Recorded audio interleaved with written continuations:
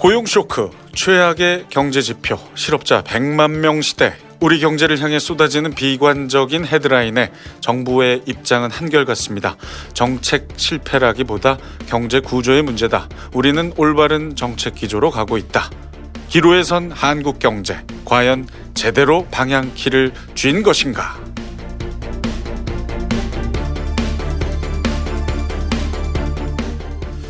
자, 1부에서 얘기를 충분히 했습니다. 최악의 성적표를 받아든 한국 경제 상황, 근본 원인은 무엇일지 다시 한번 생각해 볼 필요가 있을 것 같은데요. 문재인 정부의 경제 정책 세 가지 축이죠. 소득주도 성장, 혁신 성장, 공정 경제. 이 중에서도 이제 주는 소득주도 성장이라고 봐야 할 텐데 이게 한마디로 뭡니까? 소득주도 성장. 그러니까 옛날에 우리 매 정부마다 그런 것 같은데 특히 박근혜 정부에서 창조 경제라 그랬잖아요. 네. 창조 경제에서 에 대해서 아는 사람이 하나도 없어요. 그래서 귀신도 모른다 그랬어요. 네.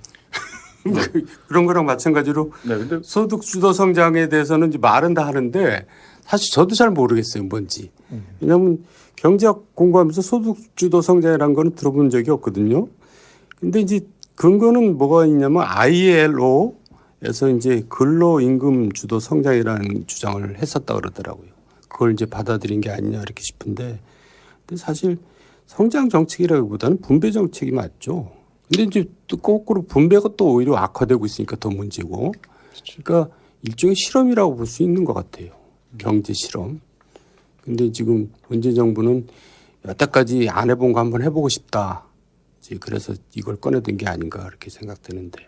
아니 이게 소득을 늘려서 소득이 늘어난 국민들이 그걸 또 시장에서 쓰고 그러면 또 기업이 물건을 더 만들어내야 되고 그래서 다 함께 이렇게 성장하자. 이게 소득주도 성장으로 이해하면 됩니까? 아니 그 소득이 늘은 게 아니라 성장을 해야지 소득이 늘고 그렇죠. 그 소득을 가지고 분배를 하는 게 사실은 이제 그 경제의 기본 원리인데 지금 뭘 가지고 소득을 늘리냐 이거예요. 그러니까 이게 지금 생산성을 늘리는 쪽으로 초점을 맞춰야 되는 게 사실 맞아요. 그걸 전제로 깔아야 되는데 지금 이거는 분배 정책이거든요.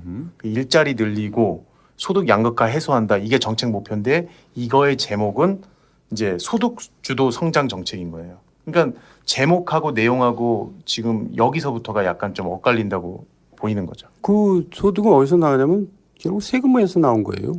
지금 52조 지금 들었잖아요. 근데 지금 결과는 참담하잖아요.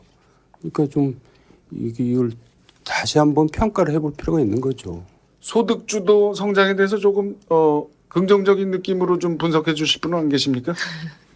아니 이게 뭐 뜻이 나쁜 건 아니에요. 서민들의 주머니를 좀 채워줌으로써 여기에서 소비가 생기면 이제 생산도 늘어날 것이고 결과적으로 말하자면 경제학 용어를 굳이 사용하자면 총수요를 늘려보자 이런 얘기인데 그게 그 사이클이 뜻한 대로 돌아가지 않는단 말이죠. 그런데 글쎄 당초에 품었던 뜻이 옳다고 해서 뭐 예를 들면 이런 거예요. 우리가 내비게이션으로 최단거리 검색해서 가잖아요. 네. 그런데 여기가 최단거리라고 했는데 가다 보니 내비게이션에 뜨지 않았던 공사 구간이 있더란 말이죠. 그러면 거리상으로 최단거리인데 이 공사 구간을 지나갈 때 훨씬 더 많은 시간과 비용이 든다면 거기에서는 유턴을 하든 우회전 좌회전을 하든 해서 다른 경로를 모색하는 게 합리적이라고 보는 거예요. 저는 뭐 이쪽도 저쪽도 아닌 경제 정치가 끼어들 필요 없다고 생각하는 사람입니다만 오른쪽과 왼쪽 모두에서 너무나 이 경제 상황을 정치적으로 해석하기에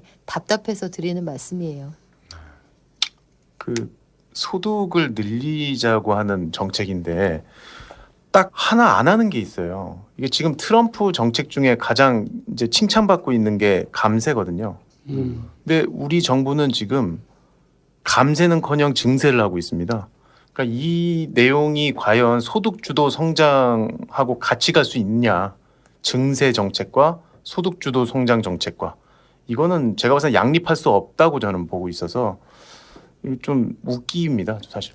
이 상황이. 많이 버는 사람이 좀 많이 세금을 내고 적게 버는 사람들이 그 혜택을 좀 보자. 네. 뭐 이런 의미는 상당히 좋은 취지 아닌가요? 취지는 좋죠. 실제로 그렇게 해서 거치는 돈은 별로 얼마 안 돼요. 그렇죠. 그러니까 이제 네. 실은 세금을 더 거두려면 간접세를 늘려야 되는데 그러니까 중산층 세금을 많이 걷어야 되는데 그러면 정치적으로 엄청난 부담이 되기 때문에 그걸 못 하거든요. 그러니까 이제 부자들한테 세금 더 걷는 거는 결국 그렇게 많이 거치지는 않아요. 효과는 별로 없죠.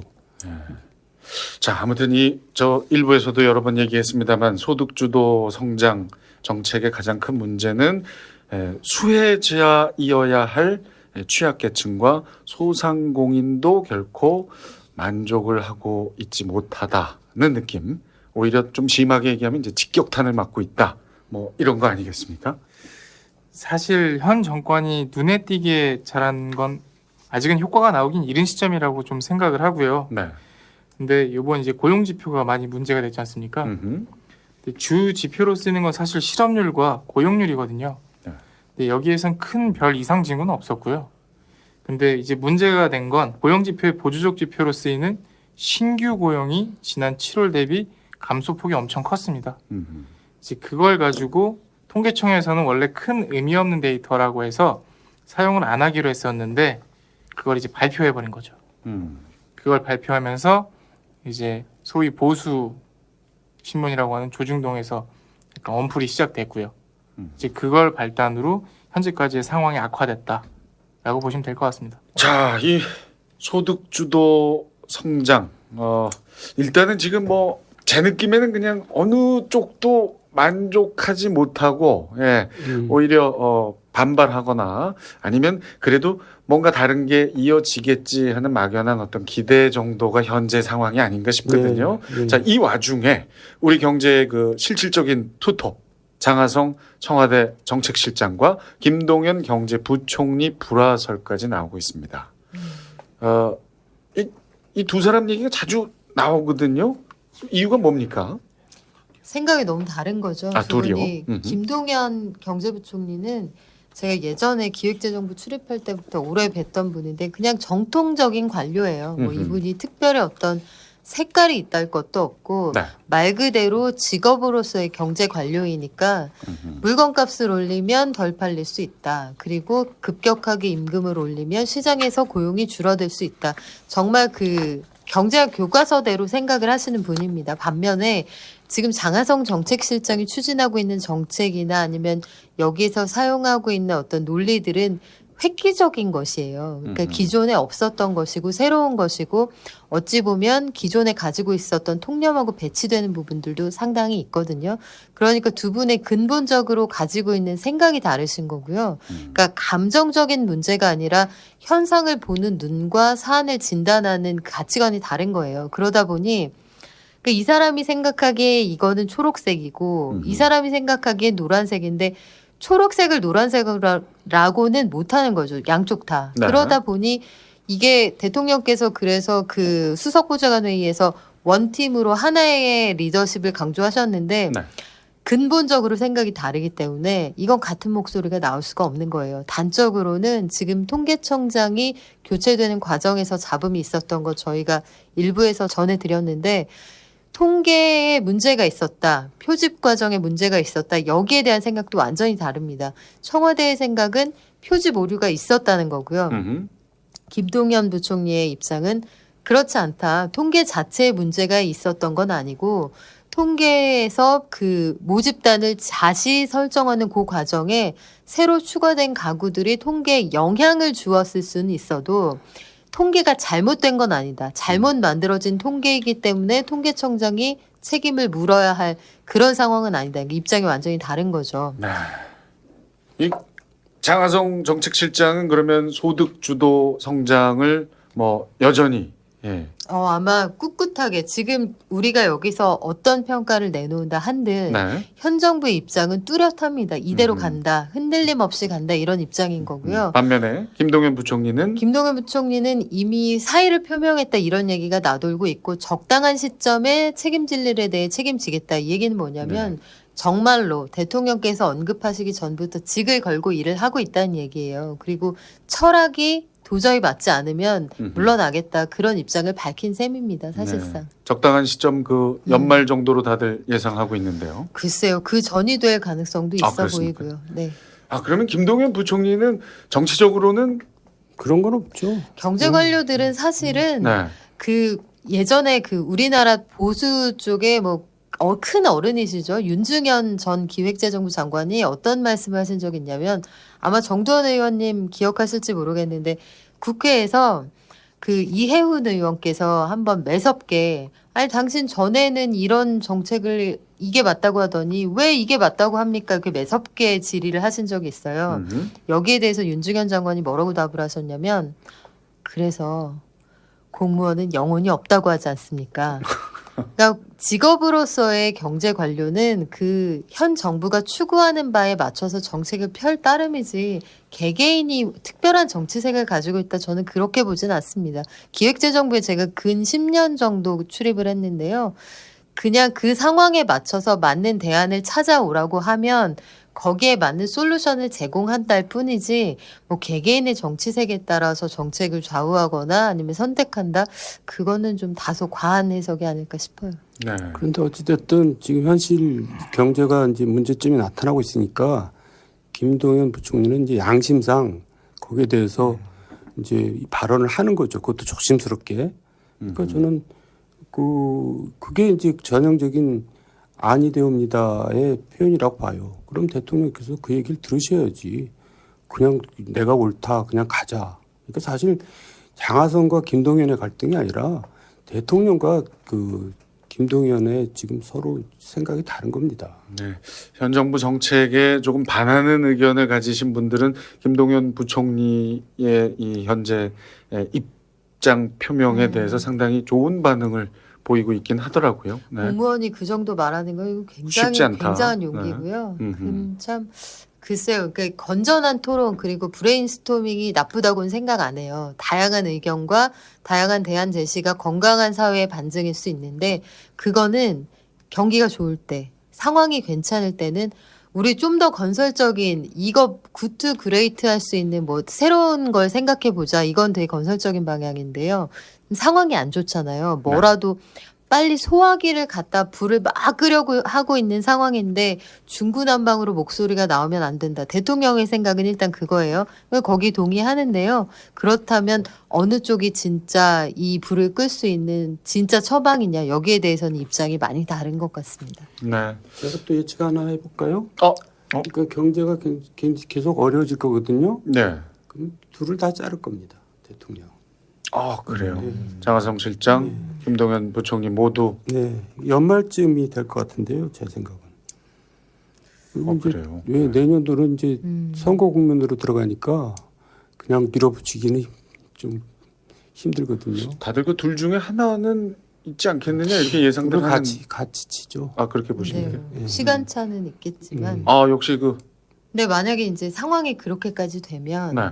굉장히 우리 경제가 어려워진다는 얘기라서 저는 역시나 제 예상이 틀리기를 바랍니다. 그 얘기도 참 이제 주옥 같은데요. 네, 오한길 대표. 네. 네.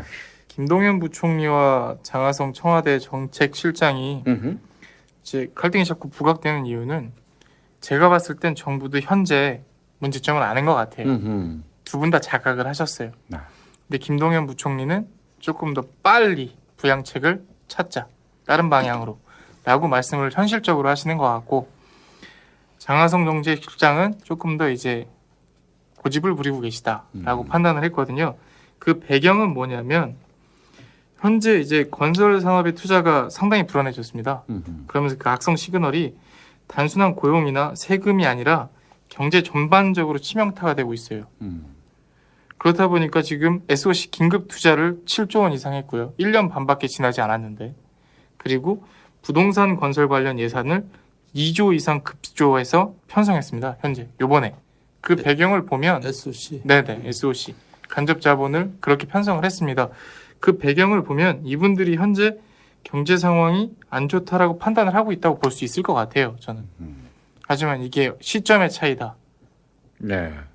역시 두 사람 다 문제는 인식하고 있는데 시기나 표현 방식의 차이일 것이다. 네.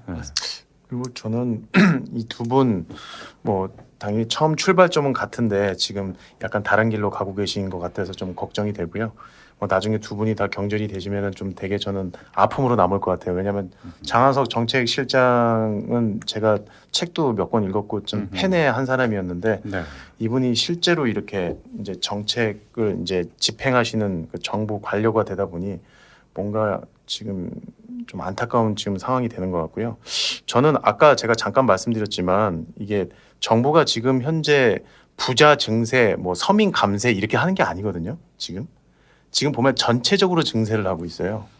그리고 지금 세수가 사상 최대치라고 하고 있고 아까 그 이제 뭐 53조 말씀을 하셨었는데 그 사실 그것도 지금 다 집행이 안 된 걸로 아까 지금 이제 말씀을 하셨잖아요.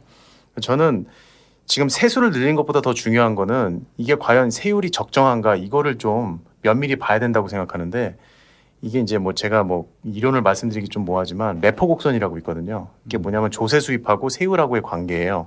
그러면 이게 세율을 계속 올릴수록 조세 수입이 늘어난다면 그러면 좋겠죠. 정부 입장에서는 세율을 계속 올리겠죠. 근데 이게 경제 성장에 저해되지 않을 정도 이거를 이제 표준지대라고 합니다. 그러니까 세율을 올릴수록 조세 수입이 늘어나는 그런 구간이고 비표준지대는 그걸 넘어서서 이게 과도하면 오히려 조세 수입이 줄어드는 구간이 생겨요. 트럼프는 미국 경제가 지금 그 비표준 구간에 있다고 판단해서 세율을 낮춘 거죠. 그러니까 실제로 지금 경기가 살아나는 게 보입니다. 근데 우리나라가 지금 미국이랑 비교했을 때 경제 펀더멘털이 가히 좋은 편이 아니거든요. 저는 개인적으로 비표준지대에 있다고 생각을 하는데 우리도 계속 지금 세율만 올리고 있다는 거죠. 그러니까 이 재정 정책 하는 건 좋은데 이 재정 정책의 재원을 거의 대부분 다 세금으로만 충당하려고 하니까 문제가 좀 발생을 한다 그렇게 생각을 합니다. 그래서 사실 이제 향후에 건드리지 않으려고 애쓰고 있는 것 같은데 이 세율 문제는 무조건 저는 좀 소득주도 성장 좋고 분배 좋은데 분배가 좋은데 왜 세율을 안 건드리죠? 저는 이거는 정말 마지막까지 안 건드리려고 노력하는 것 같은 모습으로밖에는 보이지 않습니다.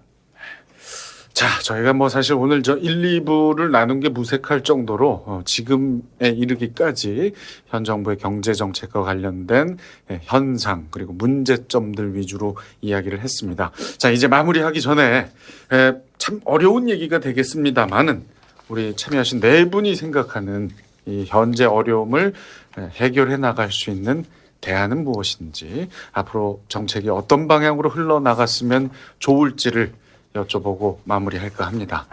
자, 먼저 우리 정두원 의원님. 그 전에 한 가지 뭐 좀 얘기가 번질까봐 네. 조심스러운데요. 지금 경기가 안 좋은 거잖아요. 그래서 지금 증시도 안 좋잖아요. 네. 그러니까 이제 부동산이 들썩거리는 거예요. 예, 그러니까 부동산이 지금 되게 위험해요. 네. 근데 또 시장이 뭐 강북 개발한다, 영등포 여의도 용산. 개발한다 네. 해놓으니까 지금 굉장히 막 매물이 다 들어가고 지금 심각하거든요.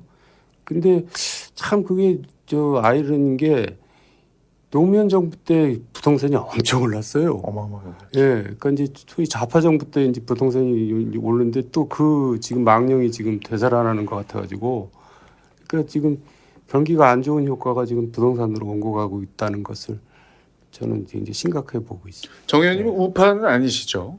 네, 나는 하여간 뭐 옳고 옳은 건 옳은 거고 나 그런 건 그런 거고 오른파시죠. 어느 파가 아니가 오른파. 올은파, 중도 올은파.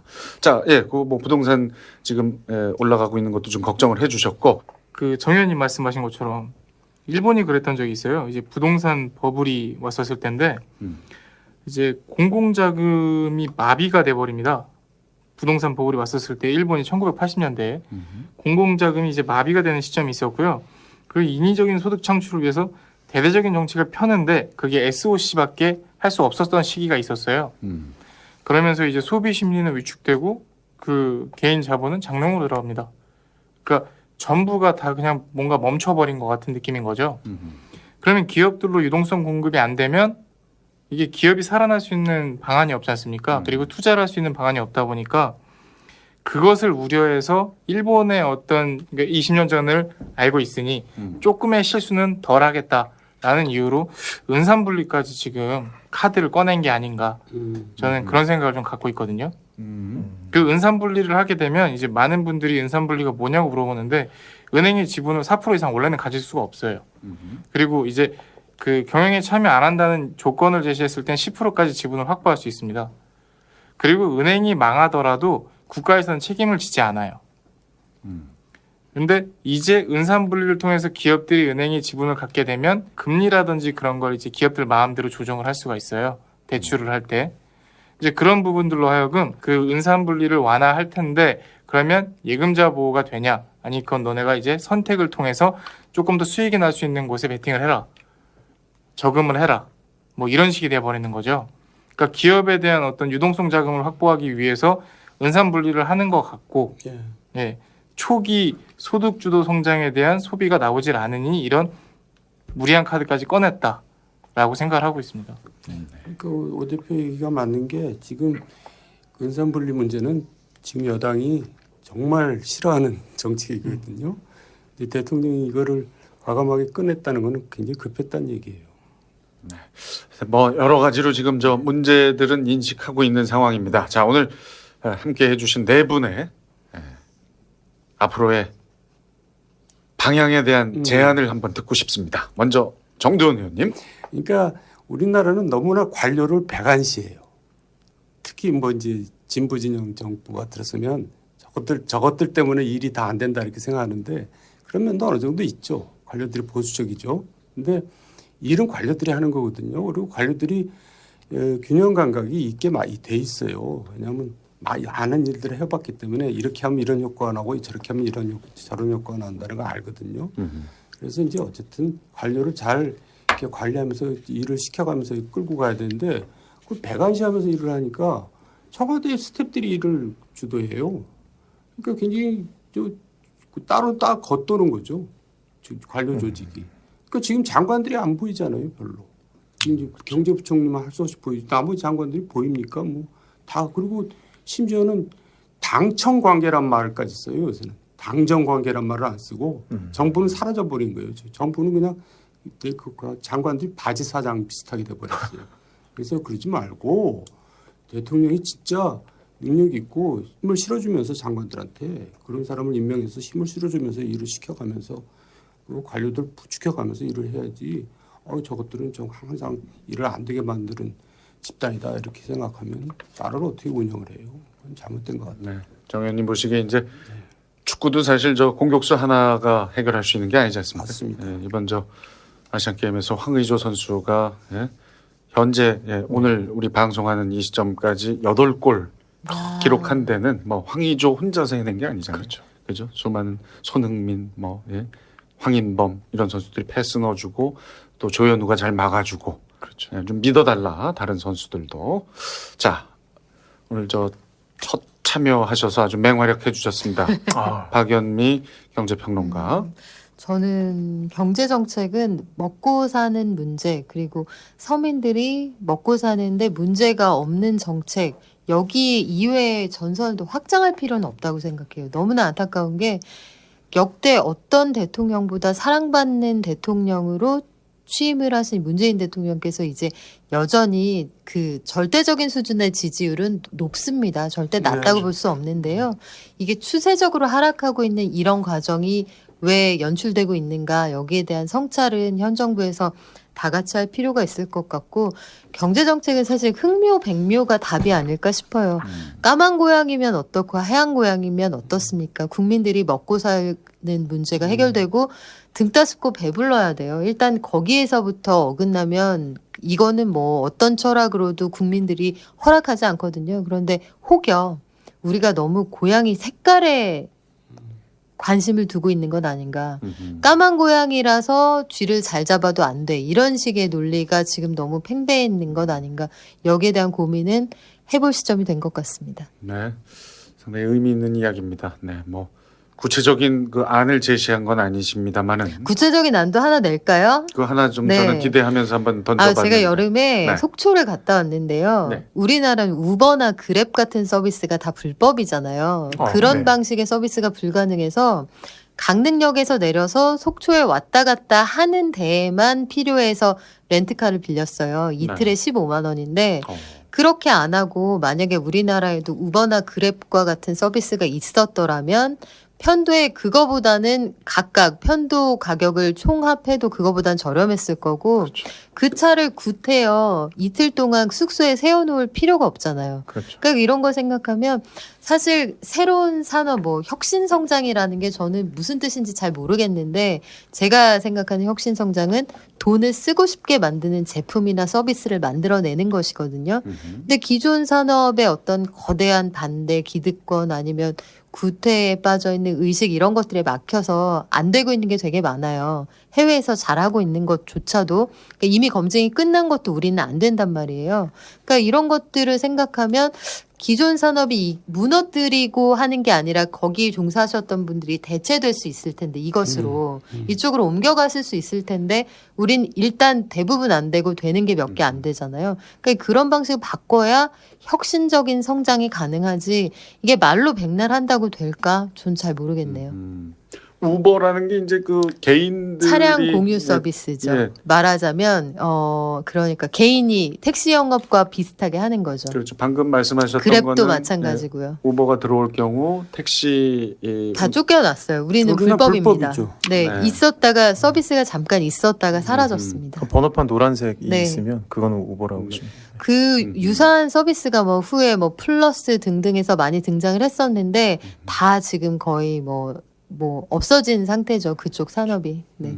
그냥 이렇게 분위기 보느라고 혁신다운 혁신하지 못하는 거 이젠 좀 바뀌어야 됐으면 좀 좋겠다. 용감하게 나서야죠. 뭐. 네. 알겠습니다. 자, 이만준 과장. 저는 계속 지금 이제 세금에 막 지금 이렇게 너무 세금만 얘기해서 나중에 뭐 뒤에서 칼 맞는 건지 모르겠는데 사실 중요한 얘기예요. 예. 이게 민생을 생각한다면 가처분 소득을 생각을 안 할 수가 없었을 거예요. 사실 그 관련된 이제 서적도 분명히 정책실장님이 쓰셨었는데 왜 그 세금 정책 관련된 부분만 이렇게 함구하고 있는지 저는 상당히 개인적으로 궁금하고요. 그러니까 지금 정부가 정말 서민 경제를 생각한다면 가구에 가용할 수 있는 그런 소득 증가하는 부분을 실질적으로 늘릴 수 있게끔 해야 되는 거고요. 그리고 생산성을 어떻게 늘릴지에 대한 고민을 좀 해야 된다고 생각을 합니다. 그러니까 자꾸 그냥 뭐 예산 편성해 갖고 그걸 그 선심성 이제 그런 정책만 필 것이 아니라 실제로 고용을 정말 양질의 고용이 될 수 있게끔 그런 이제 바탕을 만들어 주는 거를 차근차근 해야 되는데 지금 되게 좌충우돌하고 있는 모습밖에 보이지 않아서 이거는 이제 좀 세금 문제는 분명히 이제 증세는 절대 안 되고요. 예, 감세 방향으로 가야 되지 않나 저는 그렇게 생각합니다. 네, 하여튼 그 이번 정부 정책의 취지는 정말 아름답다라고 아까 말씀하셨는데 네, 정말 실질적인 아름다움이 될 수 있는 방안을 모색하다. 세금 관련해서 혹시 트라우마 있으세요? 제가 뭐 이제 추징당하신 적 있으세요? 제가 네. 최근에 이제 월급 이제 명세서를 보고 너무 깜짝 놀라서요. 예. 아 세금으로 너무 많이 빠져나가서 돈 많이 버나 보지. 아닙니다. 많이 못 버는데. 아버지가 그냥- 기업체를 물려주셨어요? 저 흑수저입니다. 혼나시는데요, 청취자분들한테. 저는 예 이게 참 그렇습니다. 네. 그래서 예 근로자로서 음흠. 노동자로서 이 세율 부분은 좀 신경을 써주셨으면 좋겠습니다. 알겠습니다. 뭐 혹시 지금 건물 가지고 있거나 이런 거 아닌 거죠? 그랬으면 좋겠습니다. 네. 자 오한결 대표. 저는 그냥 지금 정부한테 가까운 시일 내에 되게 혼란스럽거든요, 사실. 모순적인 부분도 많아요. 아까 세금 얘기를 하셨는데 최저임금을 올려줬음에도 불구하고 뭐 국민연금이라든지 향후 세수에 대해서 증세가 올라가면 오른 부분들은 다 효과가 없어지거든요. 그러면 나눠준 사람만 오히려 잃는 효과가 더 커지고 자영업자들은 부담이 더 커질 거예요. 그 혼란과 모순이 존재하거나 뭐 기업을 반기업 정서를 만든다거나 아니면 서민 경제를 키운다고 하는 것도 좋은데 방향성이 하나였으면 좋겠습니다. 일단 경제 성장을 이끌 거면 경제 성장을 이끈 다음에 거기에 대한 국가가 어떤 발전에 이바지를 했으니 세수를 올리겠다라든지 이런 식으로 해서 뭔가 단계별 체계적으로 좀 움직였으면 좋겠고요. 계속 혼란이 야기되면 네, 국민들도 이 정부에 대한 어떤 신뢰가 점점 떨어지지 않을까 싶습니다. 그 선심, 네. 선한 마음이 진짜 선을 지키는 마음이 되기를 바란다. 이런 정리 어떻습니까? 아, 역시 네. 베테랑 진행자. 역시. 아 근데 제가 하나 궁금한 게 네. 하나 생겼어요. 마무리하기 전에 문재인 대통령이 취임 이후에 계속 이제 지지율이 하락하고 있다. 하지만 역대 대통령들과 비교하면 상당히 높은 수치다. 혹시 갈수록 높아진 경우가 있었습니까? 없었어요. 대부분 다 그러면 무조건 떨어지는 건 예. 당연한 거군요. 지지율이 제일 높을 때가 언제냐면 네. 대통령 당선된 그 다음 날. 직후. 그다음부터 그러니까 이제 내리가는 우리나라는 거예요. 대통령보다 더 높은 사람이 있어요. 대통령 당선자. 그때가 가장 높으니까. 그룹부터 네. 이제 점점 내려가. 외국은 어때요? 외국까지 왜냐면 단임제 펼쳐봐도 때문에 그런 것 같아요. 아하. 단임제 때문에 그런 것 같고. 네. 알겠습니다. 자, 그래도 우리가 뽑은 대통령이니까 무작정 비판하거나 비난하는 자세보다는 힘을 실어주면서 함께 머리를 맞대는 자세로 응원해 주시기 바랍니다. 자, 이제 마칠 시간인데요. 오늘은 뭐 주제가 주제인 만큼 주식 관련해서는 많은 얘기를 못 나눴습니다만 우리 저 오한결 대표와 이만준 과장이 조금씩 얘기하는 종목들이 지금 어마어마하게 성장하고 있다는 사실 야. 우리 청취자분들 나중에 이렇게 다시 듣기 하시면 아마 아시게 될 거고요. 오늘 처음 참여하신 박연미 전문가의 소감으로 마무리하겠습니다. 저는 불러주셔서 감사하고요. 재밌었습니다. 그리고 저의 모든 예측과 우려가 빗나가길 바라면서 다음에 또 만나요. 네. 아이 즐거웠습니다. 자, 카운터펀치 매주 수요일에 업데이트됩니다. 팟빵 파티 아이튠즈에서 들으실 수 있고 구독 눌러주십시오. 응원글 애타게 기다립니다. 수요일에 다시 오겠습니다. 고맙습니다.